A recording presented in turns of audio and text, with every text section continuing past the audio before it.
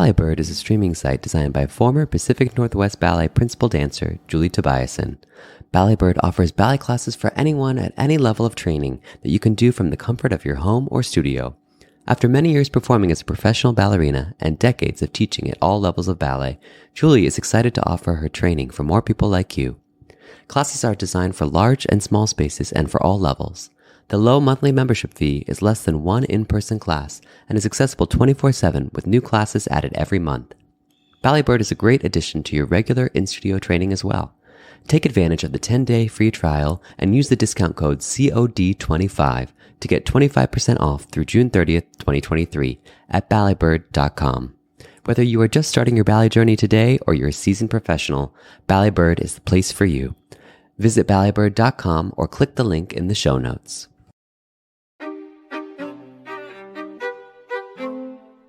I'm Rebecca King-Ferraro. And I'm Michael Sean Breeden, and you're listening to Conversations on Dance. Today on Conversations on Dance, we are joined by choreographer Justin Peck to discuss his new work for Houston Ballet, Under the Folding Sky.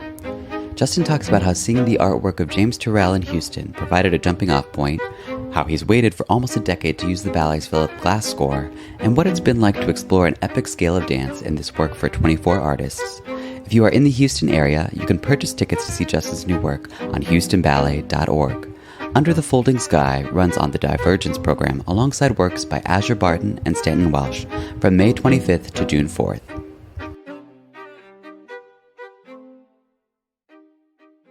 Justin, it's always a pleasure to have you on, but I'm particularly excited for this episode because while Rebecca and I have talked to artists of Houston Ballet a lot, neither one of us have had the opportunity to see them live. And so my reference point is always to them. I'm always saying, well, Justin Peck is raving about you guys. And, he's such a big fan of yours. So I would love to hear just a little bit about the beginning of your relationship. Like what the first time you ever got to work with the dancers was.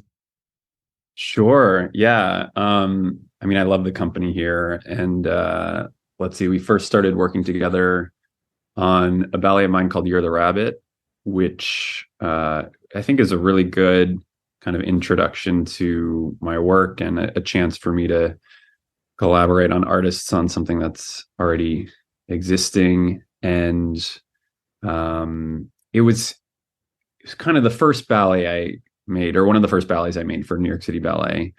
And so it's kind of an important work for me. And so when I first started a conversation with Stanton about working with the Houston Ballet, this was kind of a way in to familiarize with the company and get a sense of who they are, and for them to get a sense of what my movement is like and what my work is like. And it was just, it was a nice kind of like way to ease in. And I was super impressed with them. I came to work with them a couple times on that while it was being staged, and then leading into the performances. And I was just kind of blown away by many aspects of Houston Ballet. I think like it's they have a phenomenal kind of bench of talent here. They have great resources and support for dance. And I think that comes from the city at large. I think it's a city that really values the arts. And you can feel that the communities here really support the arts. Performing arts, the classical arts, the visual arts, that's all so much a part of Houston as a city. And it's like something we all don't realize unless you come here and you experience it. So that's very true in regards to the ballet as well. And, they have beautiful, inspiring facilities here. And I think maybe also the fact that Stanton Welch, the artistic director of the company here, is a choreographer and a dance maker in his own right. There's an extra attention placed on cultivating new work. And it's something he understands firsthand, so he knows how to support that and how to kind of guide the company to support that as well. I wonder, as you're talking about Year of the Rabbit, for some of our listeners who are just audience members and aren't dancers, can you tell us what the process looks like for a ballet being staged that's already in existence, and then how you come into that part of it, and then versus something like this where you're making a full new work? How is your role different? Yeah, that's a good question. So, with an existing work, the process starts with a stager, or sometimes called a repetitor, who is kind of responsible for bringing that ballet to life. So they actually go to the company and work with them first. They set all the choreography. They work with the dancers. They kind of get the ballet up on its feet. And so that's actually like the most of the work that goes into it. So they're usually working with the company for several weeks on that. And then if I'm able to, I will come in once the ballet's up on its feet, I'll come in and work with the dancers on the details and share some anecdotes or some thoughts behind the work, and just try and sprinkle a little bit of magic into the process as much as I can, leading into the piece going on stage and being performed. So that's a really fun process, and it's usually these stagers or these repetitors are like scholars in the work, like they know it inside and out, and they have their systems for how they stage it, how they kind of archive the work, and it's an art form that is quite social, and so there's this kind of like social back and forth in how the ballet is passed from one person to the next. So that's also a big part of that process, and for the repetitors and who are staging the work. And it's an art form that goes from person to person, so it's unique in that way. Yeah. That's always what our old boss, Edward Vlela, said. It has to be person to person. It's like it is unique in among art forms in that way. Mm-hmm. Something I want to hear a little bit more about is what in particular makes you tick about the Houston Ballet artists, because I was thinking about what we've heard from other choreographers who've worked with the company, and one thing that always comes up for them is acting. Like they're just fabulous actors, whereas the work that you do is typically plotless. So I'm imagining that there are other components to their artistic skill set that are drawing you in. Yeah, I've never done any narrative work with the Houston Ballet. Be interesting to do something like that with them, actually, so I could tap into that a little bit. Interesting idea. Yeah. But they have that's one of their strong suits, because they do so many story ballets, a lot of full lengths, and they have a very strong classical technique, which is also something that I find really interesting for me to work with, because it's just like it's a different style of movement from New York City Ballet, and I really appreciate kind of their approach to the ballet technique. But I also think there's a real sense of musicality in this company. I know that's something that's a value here. I know it's something that Stanton prioritizes.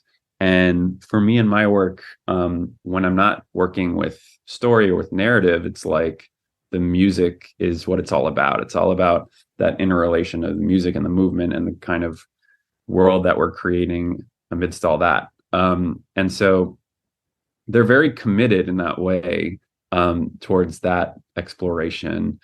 And there are some real standout artists here in the company who kind of talk about this sometimes, but it's like there's certain dancers who define the identity of a company. If that company is in a really exciting place, right? And I think of dancers like Tyler Donatelli, like Connor Walsh, like Jessica Collado. These are dancers who, when people ask me like, who is the Houston Ballet? Like those are the artists that immediately pop into my mind. And those are just a few names. There's many others here. And that's what makes them unique. And I think that the company's in a really great place right now where there's a generation that's kind of at their peak form in terms of their dancing and their artistry, their performance on stage. And that's just like so exciting to get to participate in creatively. And it's something that doesn't last forever. There's always like an ebb and flow with companies where they kind of like have these peak moments, and then they kind of slope down, and then they rebuild, and maybe there's a new generation who kind of like comes up, and there's transitional phases as well. And that's normal. And I guess you can equate that to like even with like sports and like basketball teams, how there's like, Sure. you look at like the Warriors, and there's such a grace to how they play, and they're these seasoned players right now who are doing exceptional things, and that might sort of have its moment where that time will end, and then the rebuild. So I think that's also a big part of these ballet companies, and I guess just the extraordinary level that is required to perform and execute ballet, and how fleeting that can be too. Mm-hmm. So you were mentioning how the artists of Houston Ballet, maybe their style is a little different from what you're used to at New York City Ballet. And so I wonder how that kind of changes your process. When you're at your home company, New York City Ballet, you walk in and you know every dancer inside and out so well that you probably have such an idea of what you're going to do in the studio that day. How is that different when you're working with a company that you've worked with before, but you're not as intimately familiar with? And does that change kind of how you go into the studio each day and how you're maybe influenced by the dancers in front of you?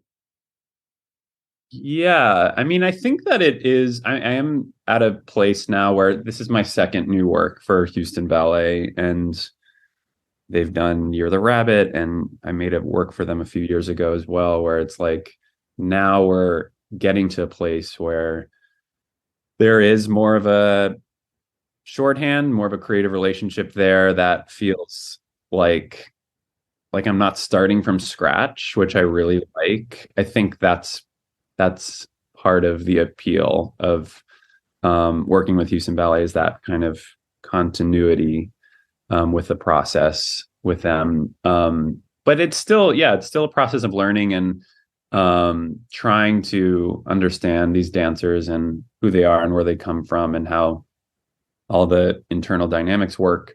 And it's like this piece it's a really big ballet that we're making here. So it's 24 dancers, and it's a big jump from the last piece, which was for 11 dancers. So it's impossible to know everyone inside and out. And so part of the process of making this piece is kind of discovering all these artists and new dancers who are just starting out here, and some some soloists I've never worked with and things like that. And it's because it's such a big piece, it's basically almost the entire company in the studio working on this, once you account for understudies and second casts and all that. Then it's like it feels like a good next step, and I'm excited about the piece. It feels the piece feels different to me than anything I've made. Actually, it's got some. I mean, it's like I mentioned, it's a huge ballet, but some of the group work is different from anything I've made. I feel like it kind of revealed to me what it wanted to be, as opposed to the other way around. So that's been like a nice part of the process as well. Right. Was the decision to expand, was that kind of in response to your level of comfort with the company? You're wanting to get to know the organization even better in a larger scope? Or was that like, we need a closer, Justin? We need, 24 people on stage. Like, how do you arrive at that kind of choice when you're at the beginning of the process? I think it was a conversation with Stanton about where to go next, and not necessarily like that he was saying we need a closer, we need a big piece.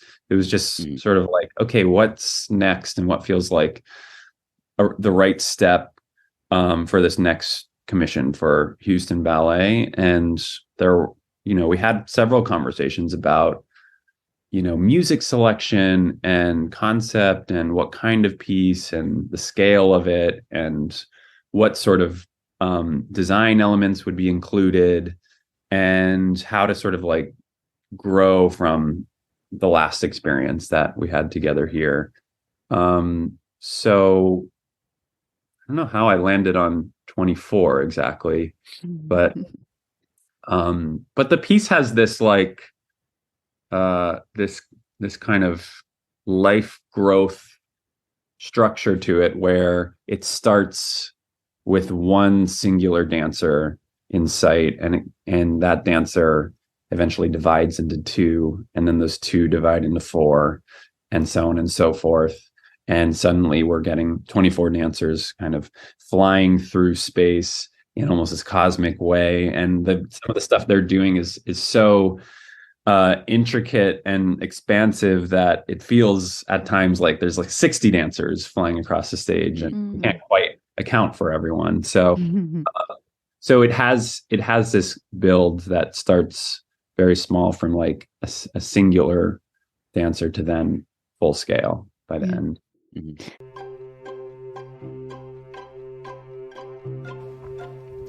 Energetics are a sustainable Australian-made brand that specialize in creating world-class dancewear for the stars of tomorrow.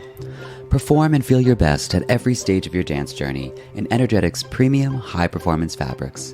See their entire range online at energetics.com.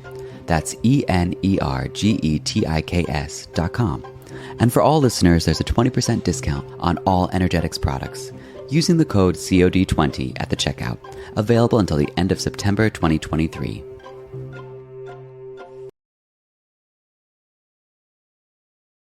You were talking earlier about the city of Houston and how you feel that it has this support for the arts, and it makes me think of Heatscape that you did at Miami City Ballet that was influenced a lot by Miami, and we saw that a lot on stage. And so I wonder if there's any little bits and pieces of that in this work. Yeah, there are. So a big jumping off point for me for this work in particular was came from actually the last time I was in Houston, and I discovered this James Turrell exhibit at Rice University. And Turrell is known for his use of light in a very novel way. And this installation is so beautiful. It's this kind of like border cutout facing up towards the sky, and you kind of lean back and you look at light projected onto this frame, and the experience of the installation takes place only at sunrise and at sunset. And it's a kind of 40-minute experience where Turrell creates this whole interplay with light, the light he creates against the changing light of the natural world. And it does really transcendent things to your perception of, depth perception and perception of color and of light. And it was just really moving and kind of simple and meditative. And I loved that it was something that was happening in real time. And that, when you go to a museum and you look at a painting on the wall, sometimes you'll look at it for 1 minute, 2 minutes, 5 or 10 minutes maximum, and then you move on to something else. And this was an experience where you're sort of giving yourself over for the next 40 minutes to this thing that's shifting at a rate of like grass growing. And I sort of loved that. And it made me think a lot about the experience of going to the ballet and surrendering to sitting in your theater seat, and the lights go down, and it's like for the next 30 minutes or however long that act is, you're taking in this thing. And I wanted to create an experience that felt not like visually or aesthetically reflective of the Turrell, but kind of conceptually inspired by that personal experience I felt here. And so that's been a big part of this influence on this piece, is this kind of like ever shifting dance that's taking place on stage. And part of the way that we articulate that, I guess, is through a visual scenic design by the architect artist Carl Jensen. And Carl, who's actually a graduate of Rice University here, it's a little bit of a homecoming in a way for him to design for this work. And he's someone who I've worked with a couple times in the past. He's the designer of the ballet Everywhere We Go, which I did in 2014 for New York City Ballet. And so he's this kind of like this expert in working with sculpture, working with paper, working with like physical, like three-dimensional, intricate things that exist in space. And so, so another exciting thing about working with Houston Ballet is that they have an amazing potential and support in regards to production and what they can do scenically, and what the theater can support, and what the company can help sort of bring to life. And so we've created the scenic experience where what Carl has designed is sort of ever shifting over the course of the entire ballet. So it's continuously moving and changing shape and occupying like the vertical space, and it's not something that you necessarily notice until you like realize, oh, something looks different now. And so that's been a cool aspect of working here at Houston Ballet. And there's so much depth in the theater and what we can make. So that's been a big part of wanting to make something that feels like unique to Houston, to this company, to this theater.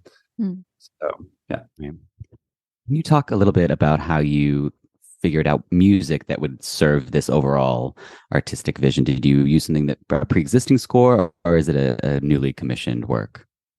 Yeah. So that's like definitely a big element in the mix of this, right? So it's like, okay, part one is like Houston Ballet. Part two is this jumping off point from the this Turrell exhibit. And then of course, like part three is what music to kind of like bring all this together. And I was saying to someone that I feel like sometimes as artists, or like as with the process of making art, it's about like finding or like making a sense of order from like the chaos of the world. So just to give a little insight into like my own process, it's like taking these things and finding like the way that they all align properly to make the thing, and that becomes the ballet. And so I think the third element for this was sort of landing on the right piece of music. And there's a piece that I've been listening to for about a decade, and just been sort of like waiting for the right moment to choreograph it. And it feels like this became the perfect moment to bring it in. I'm glad I didn't choreograph to this music before this, but it's a score by Phillip Glass, who is obviously a lot of dance makers choreographed to Phillip Glass's music. So I'm a little bit hesitant or reluctant to go there. So there has to be like a really good reason to use some music by him. And I've only made, I think, like one or two dances to his music.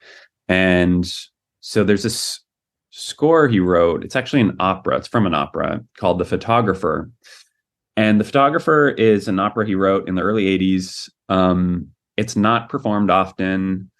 And I found a recording of it, 10 years ago, and just became obsessed with it. And the third act of the opera feels like one great score for dance. And it has this quality of almost like a train starting from a completely dormant state and very slowly picking up speed, and then it gets a little faster and faster, and it's all incremental and builds and builds and builds, and the music gets to this place where it just almost like if a train could take flight, that's the feeling that happens until it sort of like comes to this crash land ending. So it's a really exciting score, and it felt like it works perfectly with the concept that we're trying to explore and present here. It's for full orchestra. It has the use of the sound of the voice in it. So there's no lyrics in it, but it has this kind of like the voice as an instrument throughout it. Right. So yeah, it's I'm hoping that it'll be like one of those hidden gems that gets like rediscovered after many years of not having it been played. So yeah, we'll see how it goes. Just while we're, since we did earlier speak on Rabbit, which you mentioned was one of your earlier works that you've choreographed, and now looking here in 2023, I always think about choreographers when they sit down in the audience for opening night, like, what are you thinking? It's like everything's in the dancer's hands. Like you can't really do anything. How will the audience perceive it? And so I wonder too, how that's kind of shifted from the beginning of your career to now that you have such a body of work and you've had that experience of sitting in the audience and just letting it go so many times now. Well, it's kind of different every time, and depending on the audience, depending on the work and the performance. And so it's always really kind of a thrill.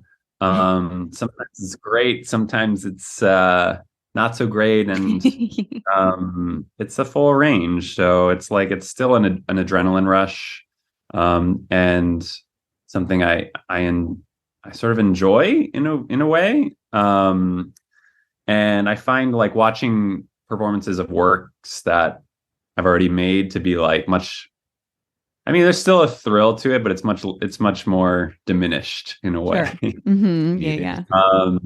So yeah, there's something really special about that first time seeing, or being present in the room for a piece that no audience has seen before. And it can be a struggle too, though, because I find like with new works, especially with the ballet, there's no opportunity to perform it in front of an audience until the actual opening. So I always say that the paint's still wet on the work, and it usually takes like a full season for it to kind of like open up and breathe properly, and for it to settle. And like a fine wine.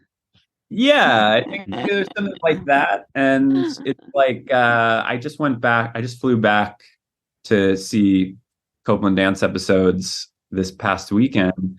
And that's like a good example of, I remember the opening night, it was just so compressed and like coiled, and the energy was so high and the tempos were so fast. And now coming back and seeing it again, it's like, it's settled in this really amazing way. And it was just so, it was so moving to see the dancers like own it and kind of like know what it is now. So, and that also had kind of a thrill to it as well, because Russell Jansen ended up dancing last minute with Mira Nadon. And so that was like, they've never danced together before. So it was the first time on stage they were performing together. So it's kind of exciting in that way. So yeah, I think like, we'll see how the first performance goes, and I'm sure it'll be a thrill, but it's also like, it's not a full kind of representation of what that work will become, I think. Well, there's many opportunities for audience members to see it multiple times if they'd like. It's running May 25th through June 4th. So there's plenty of time to catch that ballet opening up. I'm glad you brought up Copeland dance episodes, because even just talking about this new work for Houston and it being this large scale work for 24 dancers, and Copeland is obviously very large as well. Is that something that you're very interested in now? In the same way, like a visual artist might be like, well, I'm in my like pointillism era. I'm just gonna make all these pointillist works right now. Like, are you just is Justin in his like epic era, or was that just a coincidence that those two works are kind of premiering or being made, in tandem with one another? I don't think of it that way. I mean, I think it is a little bit of a coincidence. And when I got here, I was like, oh no, like I'm another massive one. How am I going to do this? But luckily, the influence of this music and these dancers and the place like this, it feels quite different from the Copeland. And I always love working with big groups. That's something that goes back to it was kind of honestly, it was a backlash to a lot of the new work I was seeing as a student, where every time I would go to New York City Ballet to see a world premiere, it would be like 8 dancers on stage or something like that. And I was like, and then I would see like on the same program, like Symphony in 3 Movements by Balanchine. I was like, there's so much potential with big groups. Like, I think that's sort of where my interest in it came from. And I love working with big groups, and there's just so much, like I said, so much potential with that. But there's also like, I think I'll probably take a little break from that coming up. I think next year I'm just going to do a duet for New York City Ballet for 2 people. And I'm working on a show called Illinois right now that's premiering up at the Bard Fisher Center. And that's for a cast of 12. So that's a little bit smaller, a little more intimate. And then a couple other things here and there. But yeah, I think it's also good to sort of take a little time to rest and get bored and sort of let the thoughts renew as well. Right. So, yeah. How does having to work on several projects simultaneously affect the artistic output?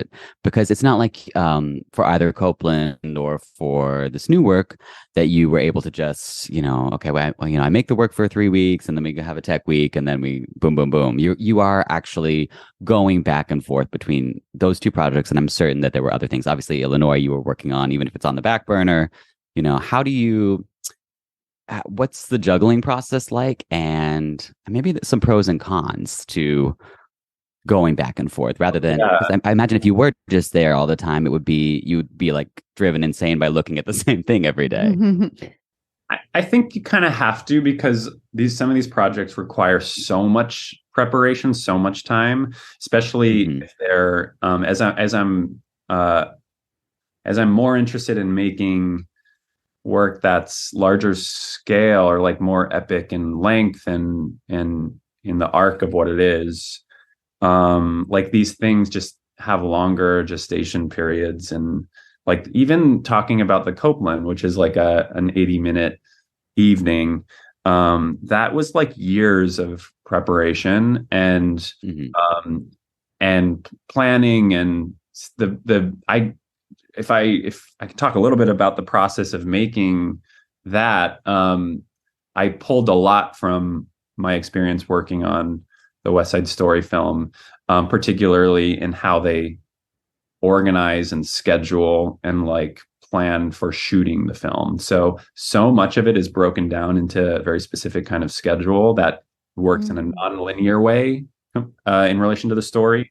And so much of it is storyboarded, there are exercises in kind of like how the film will kind of come to life through the camera eventually, so that there's this constant like thought process and planning preparation that goes into actually filming the movie. And I think for the Copeland, I embarked upon a similar process where I created a kind of full arc of this piece.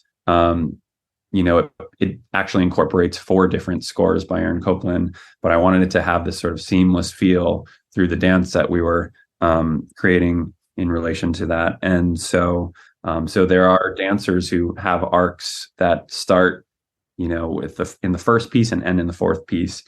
And a lot of that was sort of like dreaming on and structuring out what that would be. And then once we get into the process of working with dancers, it's like, okay, let me zoom into this like 30-second variation for Megan Fairchild that comes about 60% into the film. And now I'm going to jump back to the opening, and now I'm going to go to the finale, and now I'm going to do this duet. And that duet comes in the third act, where we set it up in the first act, but I haven't done that yet. So it's a lot about having like the vision for the thing as a whole. And then I guess like zooming into the specificity of each little moment, so that becomes this like collage, almost like this puzzle that eventually comes to life. So yeah, I mean, like a work like that was very long-term in terms of the planning, preparation, and then the execution of it. And similar for many of these projects. So some of them I've been working on for years, and sometimes it's a little out of our control in terms of when they actually like hit that premiere date. So like this year, for example, I have like 2 or 3 really big projects that are coming out at the same time. And people probably think like, well, how does, it's too much, or like, how is Justin doing that? But really, they've all been sort of in various processes for years now, getting to this place. And sometimes it's on and off, and sometimes it's switching from one to the other, where there's like very focused sessions for those respective projects. And that's just sort of the nature of how work gets made and how these projects function. And so it's a lot about like finding a discipline in the practice and like the scheduling and the organization of it all. Sure. Well, we hope that all of our listeners in the Houston area will see Houston Ballet in Justin and his epic era, as we've now dubbed it, May 25th through June 4th. But just before we let you go, we know you have to get to the studios for rehearsal, but just let us know what you hope audiences will take away from this ballet. I kind of hope that they have a kind of simple cathartic release from the experience. I think that just as I experienced that from witnessing the Turrell exhibit, I do think that the piece has some special moments in it, but it's ultimately about the sum of the parts, and I'm hoping that it'll be something greater than the parts themselves. So that's my hope, and it's just to throw it in there at the end. The title of the work is Under the Folding Sky. It's kind of a nice nod to the Turrell, but also a title that I think well represents what this work will be in terms of the experience on stage. Awesome. Well, thank you so much, Justin. We wish we could be there with you, and we are sure that all the audience members and dancers alike will really just relish this experience. So thank you. Thanks for having me. It's always fun to talk to you. Thank you.